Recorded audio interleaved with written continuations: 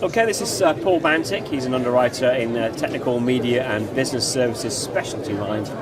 Beazley, thank you for joining us at Amarae today.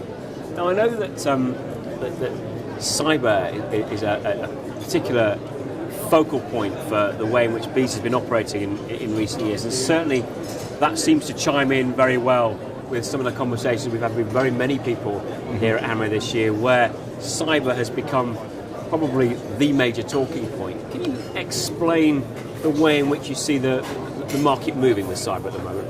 Yeah, in the last 6 months, we've seen a real shift in the demand for cyber insurance. One of the things we see at Beazley as well, and that's happened in the US, is that the insurance industry really has become the main service provider helping clients manage breaches. I think what's happened is people are becoming less focused on protecting the balance sheet and less focused on the amount of coverage that they have, and more focused on, actually, if we have one of these major events, which many large European companies are having at the moment, how do we actually manage that? You know, it's one thing having someone there behind the scenes that can pay our claim and can help us, not be out of pocket. But it's, what do we do? How do we protect our reputation? How do we come out of that? And the thing we're hearing is that no one really wants to learn all that during a data breach. They want to go to some experts. And you talk to people like Experian in the US, they'll tell you that most of their work now, in terms of data breaches, is coming through the insurance channel, where insurers are responding. I mean, you talked earlier about reputation. There's a huge interconnectedness around cyber. It doesn't just stop at either data loss or a hack or whatever. There's so many implications on a much wider scale. So do you work with clients to focus on all the sort of relevant points that come out from the initial?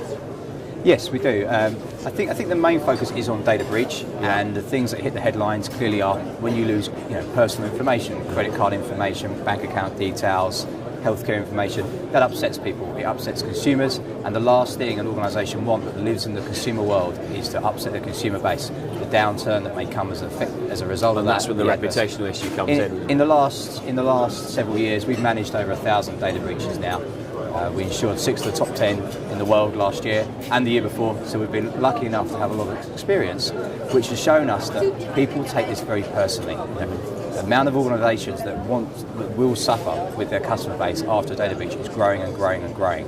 And I think that in Europe, plus all the press that's going on in France, in Italy, in Spain, in Germany, after a data breach, companies are in the press and it's in big flashing lights. Now, Beazley Breach Response has been around for a while now, and it's certain from what you're saying there, if you've insured four of the six of the top 6 of the 10, last year, then it clearly shows that there's sort of the growth with that as well. So how are you seeing that manifest itself with your clients? Well, to date, obviously the lion's share of the growth has been in the US, but in the last 12 months, we've actually seen some very rapid growth starting to come in Europe.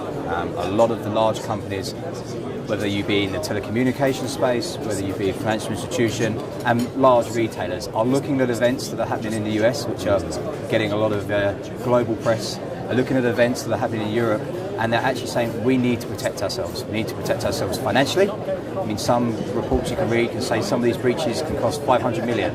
There's numbers out there of $1 billion of the cost of a data breach when you add everything together. So there's that element, and then there's the element of, okay, we go to our IT department, we go to our legal, we go to our compliance, we go to our insurance manager, we go to our board. Do we really know how to manage one of these crisis situations? And 9 times out of 10, the answer is we don't really. And having a data breach is always going to happen. Data breaches aren't going to go away; they're never going to stop. But that doesn't have to be a disaster. What's the disaster is when you mishandle it. Now, Paul, you and I have spoken at a number of these events before in various places.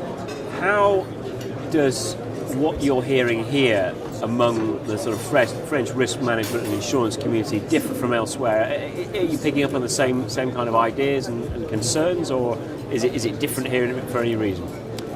It's funny, it's the same as it was 5 years ago in the US for me. Having lived through this once, the concern is heightening. The amount of demand and people getting quotes and starting to learn about what the issues are, what the coverage available, what the key, what is my exposure? Am I exposed to this? Do I really have something that I need to buy insurance for? That's going on every day at the moment. I think we've quoted in excess of 1,500 accounts in France in the last year. That's a big number, and we're seeing a lot of binders starting to come through.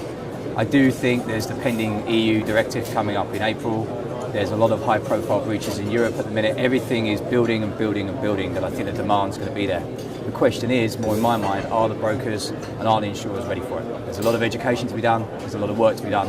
It's complex situations that you really have to understand a lot of the dynamics about. But it's also incredibly fluid and very much a future risk as well as a current risk. What do you think perhaps some of the more emerging fringe elements of what would come under the cyber theme? What they might be in the next 12 months or so? What should firms be looking out for?